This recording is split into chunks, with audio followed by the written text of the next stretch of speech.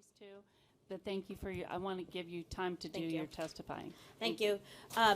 Chairwoman Cobb, members of the committee. My name is Marisol Garcia. I'm a veteran educator here in the state of Arizona. I teach down in Isaac School District down the street. I also have a son in public schools. And I think I wanted to come here on behalf of educators and just really ask you to trust us. You know, really just trust us. Our schools are open.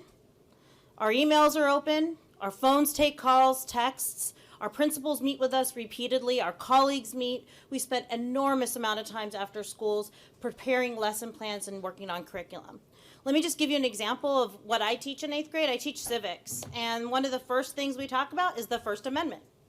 And so the first thing we have them do is read the Constitution. And there's some words in there that are difficult for 7th and 8th graders to understand, as you can imagine. So I ask them to do vocabulary and look up the vocabulary and have discussions about how that vocabulary that is used in that sacred document is also used in their lives.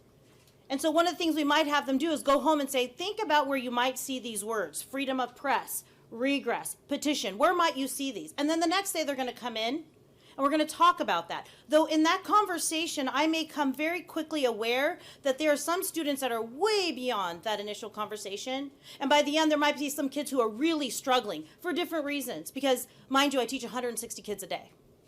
So I want to give them each individual time to understand. Some of them may be 2nd, 3rd, 4th language learners. They may actually have disabilities and need extra time to understand what's going on. And so I appreciate that in this bill, it recognizes I have an extra 7 days. But in those 7 other days, I'm also a student council advisor. I also am coaching softball. I have a son that plays baseball and basketball, unfortunately. So it takes up a lot of time. But I don't get paid extra hours to do those things for my students. I want to get paid extra time. But I think with this bill, what we're really talking about is the inability to trust what's happening in our classrooms. We are great public servants, and we'd like to be treated so. Thank you. Thank you so much. Okay, the last